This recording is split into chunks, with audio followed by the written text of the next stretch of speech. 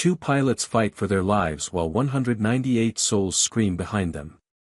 The aircraft is disintegrating at 20,000 feet. Control is gone. Hope is gone. They're seconds from total failure. Until she walks into the cockpit, calm, confident, impossibly composed. She speaks into the radio, call sign Viper. The F-35 pilots hear it and freeze. That call sign. That legend. It can't be her. But it is. The fighter pilots' voices change instantly, respectful, honored, ready to follow. Who is this woman? And what did she do to earn a name that makes warriors bow? Before you watch full story, comment below from which country are you watching. Don't forget to subscribe for more amazing stories. The Boeing 737 cruised smoothly at 20,000 feet, engines humming their steady reassurance as 200 souls relaxed into the mundane rhythm of commercial flight. Captain Sarah Mitchell had logged 18,000 hours in her career, and this routine Los Angeles to Denver run represented the kind of flying that let experienced pilots think about dinner plans and weekend golf while autopilot systems handled the predictable sky.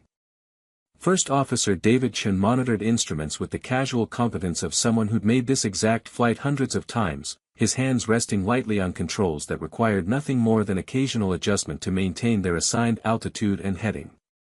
In seat 23C, a woman in her late 30s sat with a paperback novel open on her lap, her casual jeans and navy sweater marking her as just another passenger among the 198 people filling the cabin. Her dark hair was pulled back in a simple ponytail, and her face carried the kind of unremarkable prettiness that disappeared in crowds. She'd boarded with a small carry-on bag, taken her middle seat without complaint, and exchanged polite smiles with the businessman beside her and the college student at the window.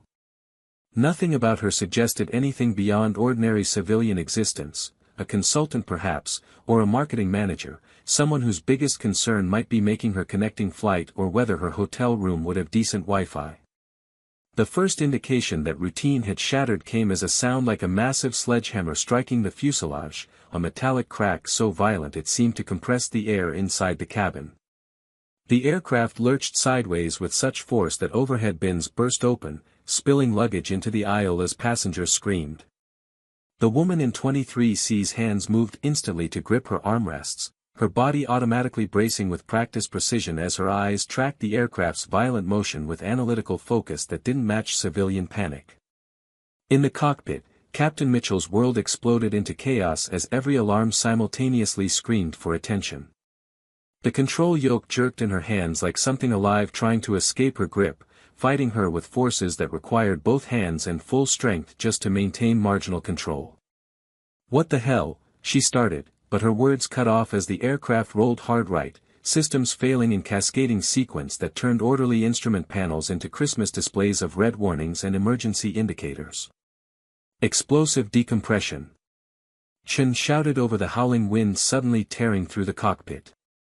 His hands flew across emergency checklists even as he struggled to process the impossible array of failures confronting them. The cabin pressure had dropped catastrophically, oxygen masks deployed throughout the aircraft with that distinctive popping sound that represents every pilot's nightmare scenario. But this wasn't the manageable emergency they'd trained for, this was structural failure spreading through multiple systems simultaneously.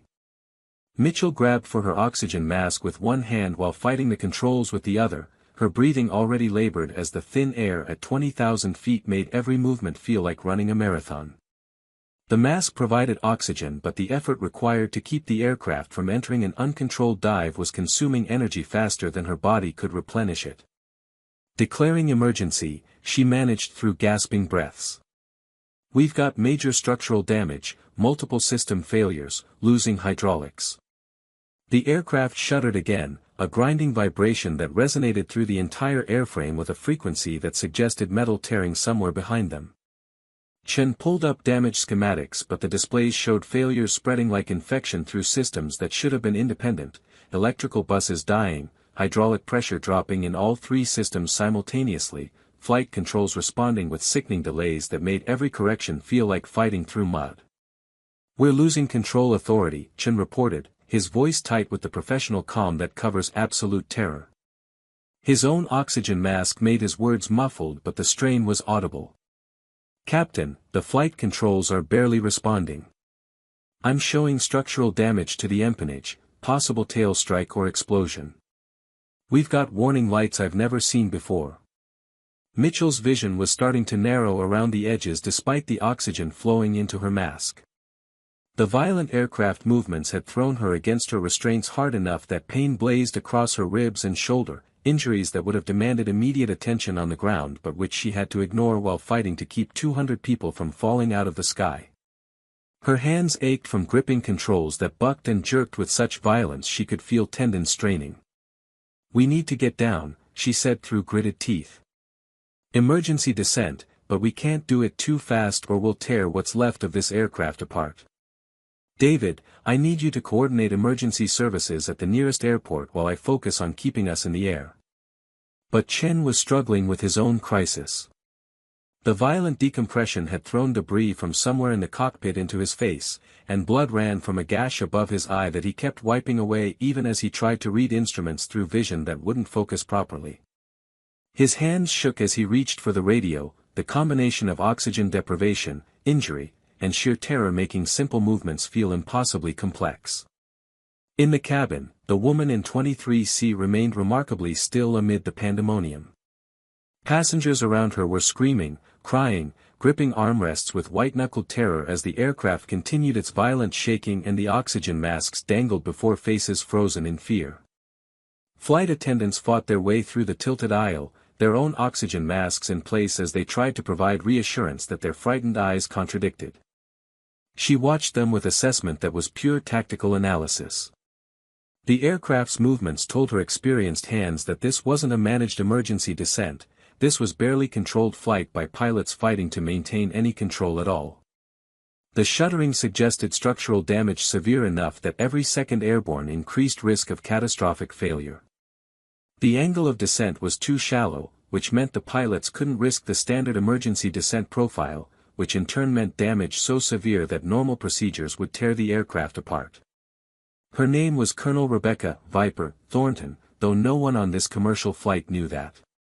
The casual civilian clothes concealed a career that had taken her through fighter training at the top of her class, through combat deployments where she'd logged 200 missions over hostile territory, through situations where she'd flown aircraft so damaged that engineering analysis later concluded survival should have been impossible. Her call sign, Viper, had been earned the hard way, through a combat engagement where she'd taken on 4 enemy fighters alone when her wingman was hit, protecting him through 15 minutes of aerial combat while flying with battle damage that should have sent her aircraft into the ground. She'd brought both of them home, and the way she'd struck with precision and lethality while protecting her wounded wingman had earned her a call sign that became legend throughout military aviation communities worldwide. She'd left active duty 6 months ago, exhausted by the weight of command, by the losses that accumulated across years of combat, by the burden of being held up as an example when she felt like a collection of survival instincts that had somehow stayed lucky longer than statistics suggested possible. She'd taken consulting work with defense contractors, work that let her use her expertise without putting her in cockpits where every decision meant someone might die. She'd deliberately chosen anonymity, letting her uniform and her call sign stay locked in the past where the weight of them couldn't follow her into civilian life. But training burned into muscle memory through thousands of hours doesn't disappear just because someone changes clothes. Her eyes tracked the flight attendants' expressions and saw the specific kind of fear that comes when professionals realize they're beyond their training. She listened to the aircraft's sounds, the rhythms of the struggling engines, the particular timbre of structural stress, the way the airframe vibrated, and her mind automatically constructed technical analysis that told her this aircraft was on the edge of coming apart. The captain's voice came over the intercom, strained and breathless in a way that made passengers around Rebecca gasp with renewed fear. "This is Captain Mitchell. We have experienced severe structural damage and are conducting emergency descent. I need everyone to remain in their seats with seatbelts fastened and oxygen masks in place. We are doing everything we can, but this is an extremely serious situation. Flight attendants, prepare for possible emergency landing." What the captain didn't say but what Rebecca heard in her gasping breaths and careful word choices was more terrifying than what she did say. The pilots were fighting for their own survival while trying to save everyone else. They were injured or oxygen-deprived or both, struggling to maintain consciousness and control while managing an emergency that exceeded anything commercial aviation training anticipated. Rebecca made her decision with the same cold tactical clarity that had kept her alive through combat that killed others. She unbuckled her seatbelt and stood, ignoring the businessman beside her grabbing at her arm, ignoring the flight attendant shouting for her to sit down. She moved forward through the tilted aisle with the balanced grace of someone accustomed to moving in unstable aircraft, one hand steadying herself against seat backs while her body automatically compensated for the aircraft's violent movements.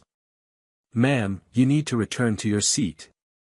The senior flight attendant blocked her path, this woman in her 50s whose name tag read Jennifer, and whose eyes were wide with barely controlled fear. "I'm a pilot," Rebecca said quietly, her voice carrying absolute authority that made the flight attendant blink. "Military, combat experienced, thousands of hours including in damaged aircraft. Your pilots are in trouble and I can help. Let me through." Jennifer stared at her for one suspended moment, professional training warring with the desperate hope that someone, anyone, might be able to help in a situation that had clearly exceeded every procedure she knew. She stepped aside. The cockpit door was already open, protocol during emergencies, and Rebecca stepped through to find a scene that combined technical nightmare with human suffering in ways that made even her extensive combat experience catch in her chest. Captain Mitchell was fighting the controls with both hands, her face gray beneath her oxygen mask, movements showing the particular kind of desperation that comes when trained responses aren't working and improvisation is the only option left. Blood soaked through her uniform shirt from somewhere under her shoulder harness, injuries from the violent decompression that she was ignoring through sheer will. First Officer Chen was worse. He'd managed to don his oxygen mask but blood from his head wound had saturated the straps, and he was blinking constantly trying to clear vision that obviously wasn't focusing properly. His hands moved across instruments with the slow deliberation of someone fighting to maintain consciousness, each action requiring concentration that should have been automatic. "Who the hell?" Mitchell started, her voice sharp with the stress of managing impossible crisis. "Colonel Rebecca Thornton, call sign Viper, 15 years fighter aviation including combat operations," Rebecca said with the rapid-fire precision of military check-in. "I have experience flying damaged aircraft, managing injuries during flight operations, and emergency procedures under combat conditions. Your first officer is seriously injured and you're fighting this aircraft alone while trying to coordinate emergency response. Let me help." Mitchell's eyes met hers for one suspended second, and what passed between them was the instant recognition of one pilot to another when technical expertise becomes the only language that matters. "Can you handle radio coordination? I need to focus completely on flying and David needs medical attention he's not going to get until we're on the ground. Every minute I take my attention off these controls we get closer to losing it completely." "Roger that." Rebecca slipped into the jump seat behind Chen, her hands already reaching for the radio controls with the practiced efficiency of someone who'd coordinated combat operations from damaged aircraft while taking fire. She keyed the emergency frequency.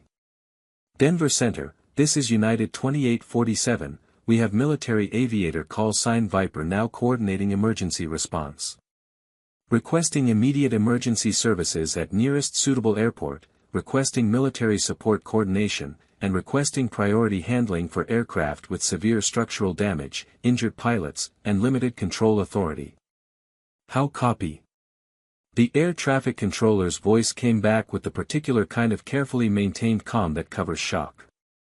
"United 2847, Denver Center copies. We're showing you descending through 18,000 feet. Nearest suitable airport is Colorado Springs Municipal, distance 40 miles. Emergency services are rolling. Stand by for," "Wait, did you say call sign Viper?" Rebecca's hands were already moving across the aircraft system's displays, her tactical mind assessing damage patterns with the same analytical process she'd used to evaluate battle damage in combat. "Affirmative, Denver Center, call sign Viper. I am providing coordination support for injured pilots. I need tactical communication with military assets if available, this aircraft needs escort and potential air support coordination. Behind her, Mitchell fought the controls through another violent shudder, her breathing audible through the oxygen mask as gasps that suggested she was reaching the end of her physical endurance. The hydraulics are going, she managed. We're about to lose what little control authority we have left. Rebecca, I need options because I'm running out of ideas.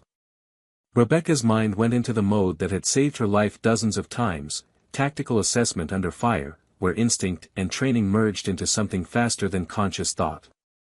She pulled up the aircraft's systems displays and saw the cascading failures spreading through multiple redundant systems that should have been independent. The damage pattern suggested explosive structural failure that had sent debris through critical areas, severing connections and destroying backups simultaneously. How much manual control do you have left? She asked Mitchell, her voice carrying the tactical calm that made people trust her assessments even when they suggested impossible things. Barely anything. I'm using trim and throttles to maintain attitude, but I can't make precise corrections anymore. It's like trying to steer a car by leaning. Rebecca processed that against terrain displays, weather data, and performance calculations that ran automatically through a mind trained to assess tactical situations under pressure. Okay, here's what we're going to do. You maintain current descent rate and heading. Don't try to correct for anything except immediate threats to flight stability. I'm going to coordinate a straight-in approach to Colorado Springs with emergency services positioned for rough landing. We'll treat this like a controlled crash rather than a landing. You focus exclusively on maintaining minimal control, I'll handle everything else. She keyed the radio again. Denver Center, Viper. We need military coordination now. Is there any tactical air support in the area that can provide escort and assessment? United 2847, affirmative. We have a pair of F-35 Lightning IIs from Buckley Air Force Base that were conducting training operations. They're being vectored to your position now. Estimating contact in 3 minutes. Behind Rebecca, Mitchell let out a sound between a laugh and a sob. F-35s. Jesus. This really is bad enough for fighter escort. It's good news, Rebecca said, her hands already pulling up tactical frequencies. Those pilots will understand combat damage assessment and can provide information about your aircraft's condition you can't see from inside. Chen, how are you doing? The first officer had slumped in his seat, his head back against the headrest while he fought to maintain consciousness. Vision's blurry, he managed. Everything's spinning. I think I have a concussion. I'm sorry, Captain, I'm trying to help but I can't focus on the instruments anymore. Don't apologize, Rebecca said firmly. You maintained your station through explosive decompression and kept this aircraft flying while injured. That's more than most people could do. Just stay conscious and keep breathing. We're going to get you on the ground. The radio crackled. United 2847, this is Raptor Flight, 2 F-35s at your 6 o'clock, ascending to your altitude. We have you visual. Stand by for damage assessment.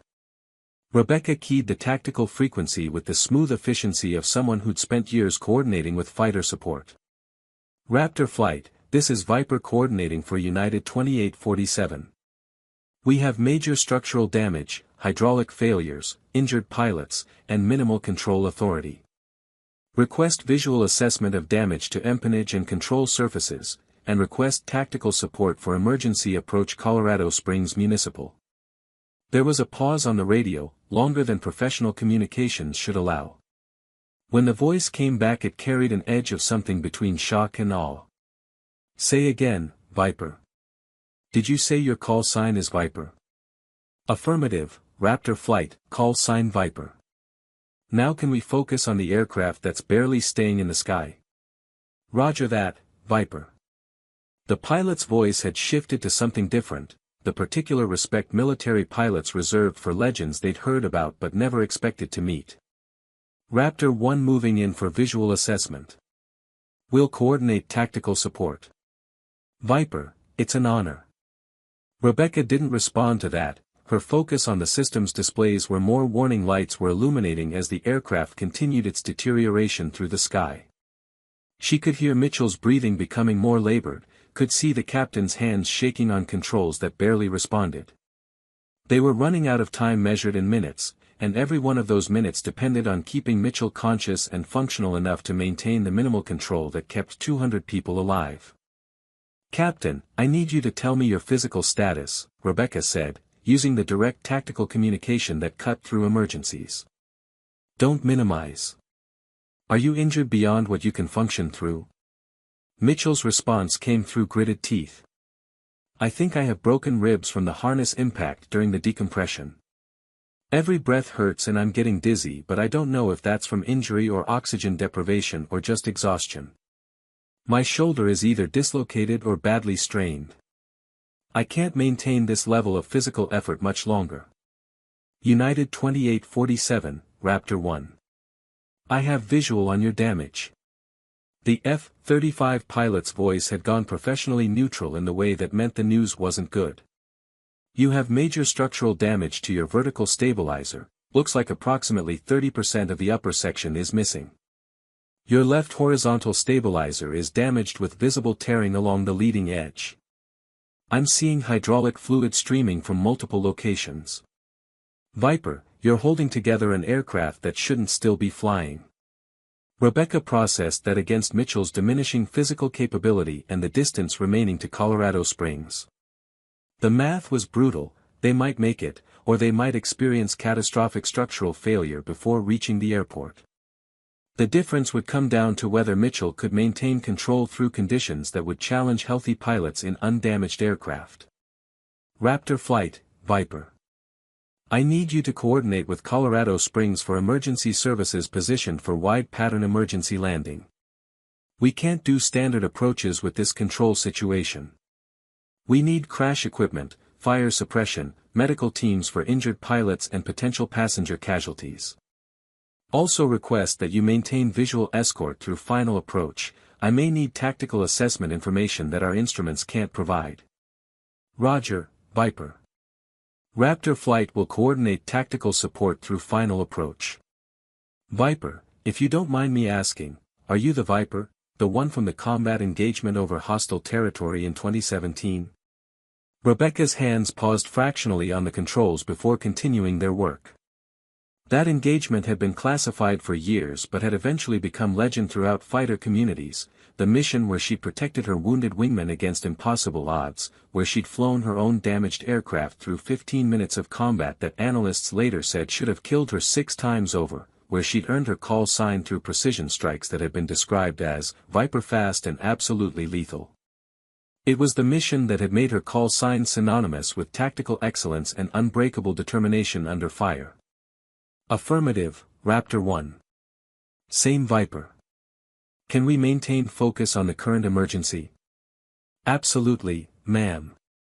Raptor Flight is honored to provide support. Colorado Springs is being coordinated for emergency operations. You've got everything you need on the ground. Mitchell's voice cut through, weaker now. Rebecca, I'm losing it. My vision is tunneling and my hands are going numb. I don't think I can hold this much longer.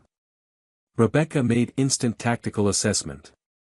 They were 15 miles from Colorado Springs, descending through 12,000 feet, with a pilot whose physical collapse was imminent and an aircraft whose structural integrity was degrading with every second.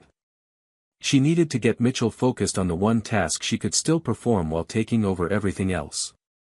Sarah, listen to me. She used the captain's first name deliberately, creating the personal connection that could cut through physical deterioration. You don't have to do anything except keep your hands on those controls and maintain minimal stability. Don't think about approach, don't think about landing, don't even think about navigation. Just feel the aircraft and keep it stable. I'm going to handle everything else. Can you do that? I can try. That's all I need. Raptor Flight, Viper. We're going to need fighter escort through final approach with continuous tactical assessment. Our pilot is at the edge of physical capability and I'll be coordinating approach from the jump seat while she focuses exclusively on maintaining control. This is going to be unconventional but it's what we've got. Understood, Viper. Raptor Flight will maintain escort and provide continuous assessment. You call it, we support it. Rebecca pulled up the approach charts for Colorado Springs while simultaneously monitoring aircraft systems that continued their deterioration. She was coordinating 3 simultaneous crises, keeping Mitchell conscious and functional, managing an aircraft whose control systems were on the edge of complete failure, and setting up an emergency landing that would require precision they barely had capacity to achieve. Denver Center, Viper. Request direct approach Colorado Springs runway 35 right, no delays, no holding. We need emergency vehicles positioned along entire runway length and overrun areas. Be advised we have minimal control authority and landing may exceed normal parameters. United 2847, Denver Center copies. You're cleared direct Colorado Springs, descend and maintain 8,000 feet, expect straight in approach runway 35 right. Emergency services are in position. Viper, they're ready for you. Rebecca guided Mitchell through the descent with continuous tactical updates that focused the captain's deteriorating awareness on immediate actions rather than overall emergency. Sarah, reduce throttle 5%. Good. Now slight left trim adjustment. Good. You're doing exactly what we need. Raptor Flight, how's our structural situation? Viper, Raptor 1. Your damage is stable for now, but I'm seeing flex in your tail section that concerns me. Any turbulence or sharp maneuvers could trigger catastrophic failure. You need smooth air and minimal corrections. Copy that. Sarah, we're going to grease this approach with minimal control inputs. Small corrections only, nothing abrupt. Let the aircraft settle into stable descent and just guide it gently. You've got this. Mitchell's response was barely audible. I can't feel my hands anymore. I'm just trying to keep my arms in position. Behind them, Chen had slipped into semi-consciousness, his head lolling despite his efforts to stay alert. The cockpit had become a space where 3 people were managing crisis through the last reserves of physical and mental endurance, held together by Rebecca's tactical coordination and Mitchell's stubborn refusal to let go of controls that represented the only thing keeping 200 people alive. Colorado Springs Tower, Viper coordinating for United 2847. We're on final approach with injured pilots and minimal control authority. Request all traffic cleared and emergency services standing by. We're coming in hot and rough. United 2847, Colorado Springs Tower. Runway is yours, all traffic cleared, emergency services positioned. Wind is calm, weather is clear. You're cleared to land runway 35 right. Rebecca watched the runway appear through the windscreen, that reassuring concrete strip that represented salvation if they could just reach it before Mitchell's strength gave out completely or the aircraft's structure finally failed. She provided continuous tactical coordination to Mitchell, breaking the approach into individual seconds rather than overall task. Sarah, we're at 500 feet. Maintain current descent rate. Raptor Flight, give me assessment. Viper, Raptor 1. Your approach is stable.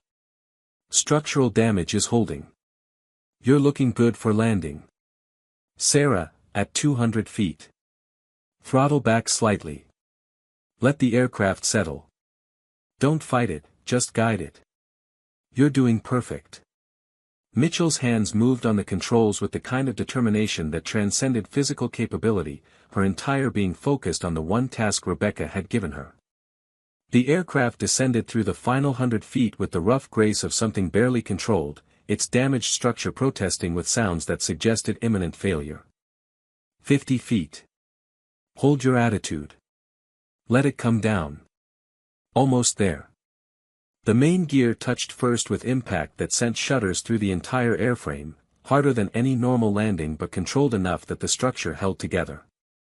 The nose gear followed seconds later, and then they were on the runway with Mitchell applying brakes that barely functioned while Rebecca managed the throttles and coordinated with Tower. We're down. We're down. Rebecca's voice carried triumph that years of combat experience hadn't diminished. Sarah, you did it. You brought them home. The aircraft rolled to a stop on the runway surrounded by emergency vehicles whose flashing lights created strobing illumination through the cockpit windows. Mitchell's hands finally released the controls and she slumped in her seat, her breathing harsh through the oxygen mask. "I couldn't have done it without you," she managed. "I was losing it completely. You saved us." Emergency crews swarmed the aircraft, their procedures efficient as they deployed slides and began evacuating passengers while medical teams rushed toward the cockpit. Rebecca helped Mitchell from her seat, supporting the captain whose legs barely held her weight. Paramedics moved in immediately, their professional assessment quickly identifying injuries that would require hospital treatment but which Mitchell had ignored while keeping 200 people alive. "The first officer needs immediate attention," Rebecca told the medical team leader. "Probable concussion, significant blood loss, potential other injuries from head trauma. The captain has broken ribs, shoulder injury, possible internal injuries from harness impact." Outside, passengers were sliding down emergency chutes onto tarmac where emergency personnel guided them away from the aircraft. Rebecca could see their faces: shock, relief, tears, the particular emotional release that comes when death has been narrowly avoided. Flight attendants were helping elderly passengers and children, their own faces showing the strain of managing crisis that had exceeded anything training suggested possible. "Ma'am, we need to check you out too," a paramedic said to Rebecca, noting the way she moved with the stiffness of someone who'd been bracing against violent forces. "I'm fine. Focus on the pilots. They're the heroes here." But the paramedic was looking at her with an expression that suggested rumors were already spreading among the emergency crews. "You're the military pilot who coordinated the emergency landing. The one with the call sign Viper." Rebecca felt the weight of that name settling around her again, the identity she tried to leave behind reasserting itself through crisis that had demanded every skill combat had burned into her. "I just helped coordinate. The captain is who kept this aircraft flying. Make sure she knows that." The F-35s made a low pass over the airport, the thunder of their engines a salute that made everyone on the ground look up. Over the radio frequency still connected to Rebecca's headset, she heard the Raptor flight leader's voice. "Viper, Raptor flight. It was an honor flying with a legend. Fair winds and following seas, ma'am." She stood on the tarmac watching emergency crews continue their work, feeling the familiar mix of exhaustion and relief that follows survival of crisis that should have killed everyone involved. Around her, passengers were being triaged and transported, their survival a testament to Mitchell's determination and Chen's courage and the particular combination of circumstance that had put someone with Rebecca's experience in position to help when help was desperately needed. A news crew was setting up their equipment beyond the emergency perimeter, their cameras already filming the damaged aircraft whose tail section showed the catastrophic structural damage that had nearly torn it apart at 20,000 feet. Rebecca recognized the moment when her anonymity ended, when the story of Viper coordinating emergency response from civilian passenger seat reached media hungry for hero narratives. Mitchell was being loaded onto a stretcher but she caught Rebecca's eye and managed a smile. "Thank you for not staying in your seat. You're right, I was losing it completely. Without you, we'd all be dead." "You kept flying when most pilots would have given up," Rebecca replied. "You did what I could never have done from the jump seat. We're all here because you refused to quit even when your body wanted to." "Who are you really?" Mitchell asked. "I mean, I know your call sign is Viper, but what does that mean?" "The F-35 pilots treated you like royalty." Rebecca hesitated, then decided the truth was simpler than evasion. "I'm a retired combat pilot. I had a career where I saw things and did things that prepared me for situations like this. My call sign represents missions I'd rather not talk about, but which apparently still follow me even after I take off the uniform." Later, after she'd given statements to investigators and declined interview requests from reporters and finally convinced medical personnel that her bruises didn't require hospitalization, Rebecca sat in an airport conference room with officials from the airline, the FAA, and the military liaison who'd arrived to coordinate with someone whose call sign carried weight even with senior officers. "Colonel Thornton," the FAA investigator began, his tone respectful but curious. Your intervention during this emergency was remarkable. The pilots both credit you with saving their lives and the lives of all 198 passengers. But I need to understand your assessment of the situation. What made you decide to enter the cockpit? Rebecca chose her words carefully. I heard the captain's voice on the intercom and recognized the particular stress patterns that indicate someone fighting through physical injury or oxygen deprivation. As a military pilot with combat experience including flying damaged aircraft while injured, I had relevant expertise. The decision to offer assistance was tactical assessment that the situation exceeded commercial emergency protocols. Your military record is impressive, the military liaison said, this Air Force colonel whose own decoration suggested combat experience. Your call sign Viper is known throughout fighter communities. When the F-35 pilots reported coordinating with you, it created significant interest at the command level. We'd like to discuss whether you'd be willing to provide consultation on civilian emergency procedures incorporating military tactical approaches. I left active duty to get away from making life-and-death decisions, Rebecca said quietly. Today reminded me why I'm good at it and why it costs so much to be good at it. I'll consider consultation work if it helps people, but I'm not coming back to uniform. The airline representative cleared her throat. Ms. Thornton, United Airlines would like to express our profound gratitude for your actions. You saved one of our crews and 198 passengers. We'd like to discuss recognition and compensation for your extraordinary assistance. I don't need recognition or compensation. I need you to improve your emergency procedures to account for pilot incapacitation. Today worked because I happened to be on that aircraft with relevant experience. Next time, you might not be lucky enough to have someone like me in seat 23C. Train for the possibility that your pilots might be fighting for their own survival while trying to save passengers. That's what would actually honor what happened today. In the following days, the story spread through aviation communities with the speed of legend. Viper had been on a commercial flight that experienced catastrophic emergency, had coordinated the response while injured pilots fought to maintain control, had brought everyone safely home through tactical expertise that exceeded civilian emergency protocols.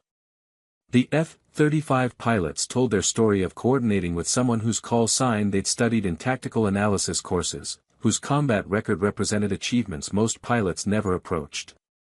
Mitchell and Chen, recovering from their injuries in the hospital, gave interviews praising the mysterious passenger whose calm authority had provided coordination that saved everyone aboard. Passengers gradually learned that the woman who'd seemed so composed during their terror had been someone whose call sign commanded respect from the world's most elite aviators.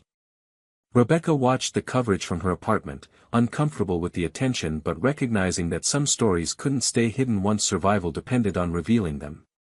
She'd spent 6 months trying to leave Viper behind, trying to become just Rebecca Thornton who consulted on technical matters and didn't carry the weight of combat decisions anymore.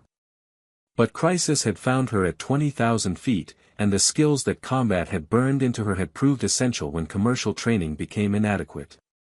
She'd saved 200 people not through heroic individual action but through tactical coordination that allowed injured pilots to focus on their survival while she handled everything else. She'd done what her training and experience prepared her to do, and somehow that felt both inevitable and exhausting. The call sign Viper had followed her back into the world, carried by F-35 pilots whose respect transformed anonymous passenger into revealed legend. She couldn't hide from it anymore, couldn't pretend that her combat experience was irrelevant to civilian life, couldn't avoid the weight of being someone whose capabilities exceeded normal categories. She'd fought for her life at 20,000 feet, not through flying the aircraft but through coordinating the complex crisis that kept injured pilots functional long enough to bring everyone home. She'd been recognized by military pilots who understood what her call sign represented, not just tactical excellence but the particular courage required to maintain professional competence while your own survival was threatened, to focus on mission success while fighting through conditions that challenged every physical and mental capability. The woman in 23C had been invisible until crisis demanded revelation, and now she carried her call sign openly again, accepting that some identities couldn't be set aside even when uniforms were exchanged for civilian clothes. Viper represented achievements that commanded respect because they'd been earned through impossible situations survived with precision and determination that defined what military aviation meant at its highest levels. She'd saved 200 people by being exactly who combat had made her, someone who could coordinate chaos, who could maintain tactical focus through crisis, who could provide the expertise that exceeded what civilian emergency procedures anticipated. And somehow, despite her exhaustion and her discomfort with recognition, she knew that if she found herself in Seat 23C again when crisis erupted, she'd make the same decision to reveal herself rather than let anonymity prevent her from helping people whose survival depended on capabilities she'd spent years earning through experiences she'd rather forget. The call sign followed her, heavy with meaning that transcended current circumstances, representing proven capabilities under fire that military professionals recognized instantly. She was Viper, and that identity had saved lives at 20,000 feet through expertise that combat had burned into her soul. She couldn't hide from what she was, and perhaps she'd finally stopped wanting to try. 3 weeks after the emergency landing, Rebecca found herself standing in a conference room at United Airlines headquarters, surrounded by senior pilots, airline executives, and FAA officials who'd requested her presence to review the incident and discuss implications for future emergency procedures. Captain Mitchell was there too, still moving carefully with her healing ribs but insistent on attending despite her doctor's recommendations for continued rest. "The issue we're confronting," the FAA's Chief of Flight Operations said, directing the presentation toward incident analysis displayed on screens around the room, "is that commercial aviation emergency procedures assume pilots remain functional throughout crisis situations. United 2847 demonstrated catastrophically what happens when that assumption fails." Captain Mitchell, First Officer Chen, both were injured severely enough that maintaining basic aircraft control consumed their entire capability. "Without Colonel Thornton's intervention, our analysis indicates complete loss of aircraft was probable within 4 to 6 minutes of when she entered the cockpit." Mitchell nodded slowly, her expression carrying the weight of someone who confronted her own mortality while responsible for 200 others. "I've flown for 18 years and I've trained for every emergency scenario the airline requires. But nothing prepared me for fighting to stay conscious while simultaneously managing an aircraft that was tearing itself apart. When Viper, stepped into that cockpit, it was like having a lifeline thrown to someone drowning. She took over everything except the actual flying, and that was the only reason I could maintain control long enough to reach the runway." "Your combat experience included similar situations," an airline executive asked Rebecca, his tone carrying genuine curiosity rather than skepticism. Rebecca considered how to translate military experience into civilian context without revealing classified details. "In combat operations, aircraft damage and pilot injury occur simultaneously more often than peacetime flying anticipates. I've flown missions where my aircraft was hit by enemy fire while I was managing injuries, where maintaining flight operations required compartmentalizing pain and oxygen deprivation to focus on immediate tactical requirements. I've coordinated with wounded wingmen, guided damaged aircraft to emergency landings, and maintained mission focus through physical conditions that should have ended flight operations. The situation aboard United 2847 was severe, but the combination of injured pilots and catastrophic aircraft damage wasn't unfamiliar territory for someone with combat experience. The F-35 pilots who provided escort," the military liaison interjected, "reported that your tactical coordination was extraordinary. They said you managed multiple simultaneous crises with precision that exceeded standard commercial emergency protocols. Can you explain your decision-making process?" Rebecca pulled up the incident timeline on the conference room display, her hands moving across the controls with practiced efficiency. "When I assessed the situation in the cockpit, I saw 3 simultaneous crises competing for attention: the pilot's physical deterioration, the aircraft's cascading systems failures, and the coordination requirements for emergency landing. Standard commercial procedures assume pilots can handle all 3. But Captain Mitchell was fighting just to maintain consciousness and First Officer Chen was seriously concussed. They couldn't coordinate communications, manage secondary systems, and monitor damage assessment while also flying the aircraft." She highlighted specific moments in the timeline.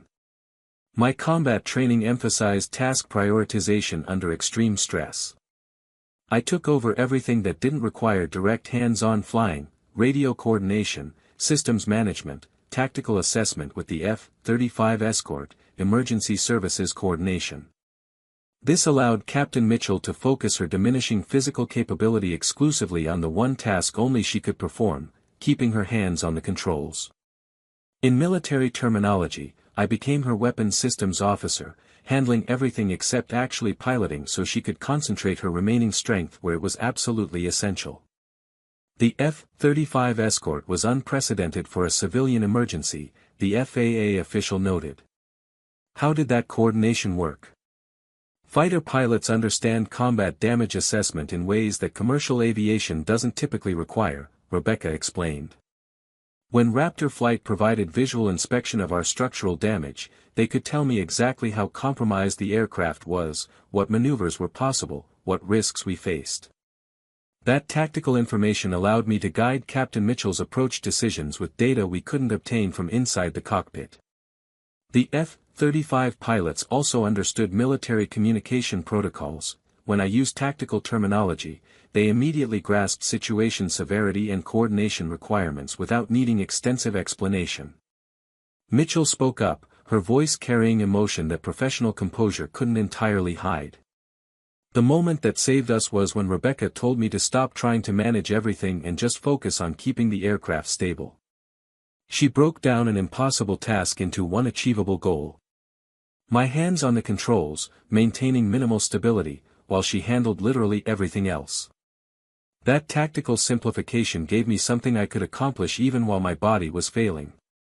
Your call sign became significant during the emergency, an executive said carefully, clearly aware they were approaching sensitive territory. The F-35 pilot's reaction to hearing Viper seemed to change the dynamic of military support. Rebecca felt the familiar weight of that name settling around her shoulders. Call signs in military aviation aren't just nicknames, they represent proven capabilities under specific circumstances. Mine was earned during a combat engagement that became teaching material in fighter training schools. When the F-35 pilots recognized my call sign, they understood immediately that I had relevant combat experience and tactical expertise. Their response wasn't about celebrity, it was professional recognition that allowed them to trust my assessment and coordinate support at a level they might have questioned from an unknown civilian. Tell us about that engagement, the military liaison said quietly. If it's not classified, understanding what your call sign represents would help us contextualize why the military response was so exceptional. Rebecca hesitated, then decided the story was relevant to understanding what had happened aboard United 2847. During a combat mission in 2017, my wingman was hit by enemy fire and severely damaged. He was injured, his aircraft was barely controllable, and we were surrounded by hostile fighters. Standard procedure would have been for him to eject while I engaged the enemy and provided cover for his rescue. But ejection over that territory meant capture or death, the rescue window would have been too long. She continued, her voice carrying the flat emotional tone that covered memories she'd rather not revisit. I made a tactical decision to stay with him and fight our way out together. For 15 minutes I engaged 4 enemy fighters while simultaneously guiding my wounded wingman toward friendly territory, all while flying my own aircraft that had taken battle damage. The engagement analysis later determined I'd made 11 separate strikes that were described as Viper fast, striking with precision before enemy fighters could react, then withdrawing to protect my wingman before they could engage effectively. We both made it back. The call sign stuck because that engagement defined my tactical approach, fast, precise, lethal when necessary, but always focused on bringing everyone home. The room had gone quiet. Finally, Mitchell spoke. That's exactly what you did on United 2847. You struck fast with tactical decisions that kept us alive, you coordinated with precision that kept multiple crises from overwhelming us, and you focused everything on bringing everyone home. Your combat experience translated directly to saving 200 civilians. Which brings us to why we're here, the FAA official said. We need to develop procedures that account for pilot incapacitation during emergencies. Colonel Thornton, would you be willing to help design training protocols that incorporate military tactical approaches to civilian emergency management? Rebecca looked at the faces around the conference room, airline executives who wanted to prevent future disasters, FAA officials who needed to update regulations, pilots who understood how close United 2847 had come to catastrophic failure. She'd left active duty to escape the weight of life-and-death decisions, but crisis had found her anyway and proven that her expertise remained essential even in civilian contexts. "I'll help," she said finally. "But on one condition, the focus has to be on systematic improvements, not on celebrating individual heroism. What happened on United 2847 worked because I happened to be in the right place with the right experience. Next time, you might not be lucky. We need procedures that any trained person could implement, not protocols that require combat veterans to be coincidentally present during emergencies." The military liaison smiled slightly. "That's exactly the approach that made you an effective combat leader, Colonel. Focus on systematic excellence rather than individual capability. We'd expect nothing less from Viper." As the meeting continued into detailed discussions of emergency protocols and training requirements, Rebecca felt something shift inside her. She'd spent 6 months trying to leave Viper behind, trying to become someone whose past didn't define her present. But perhaps the call sign wasn't a burden to escape, perhaps it was simply who she was, earned through experiences that had prepared her for moments when expertise exceeded ordinary capabilities. She would never stop being Viper, because that identity represented proven capabilities under fire that couldn't be separated from who she'd become through years of combat and survival. The woman in seat 23C had been invisible only until crisis demanded revelation, and now she carried her call sign openly again, accepting that some identities persisted because they represented truths about capability and character that transcended circumstances. She'd fought for lives at 20,000 feet through tactical coordination that combined military expertise with civilian emergency management, proving that combat experience translated to saving people even outside warfare contexts. The F-35 pilots had recognized her call sign and responded with immediate respect because they understood what those 4 letters represented, not just past achievements but present capabilities that commanded trust even in unprecedented situations. Rebecca Thornton would continue her civilian life, but she would carry Viper with her openly now, accepting the weight and the honor of a call sign earned through impossible circumstances survived with precision and determination. She would help design better emergency procedures, would consult on tactical approaches to civilian crises, would use her combat expertise to make commercial aviation safer for people who would never know her name but might someday benefit from lessons learned at 20,000 feet when injured pilots and damaged aircraft had required someone whose experience exceeded normal boundaries.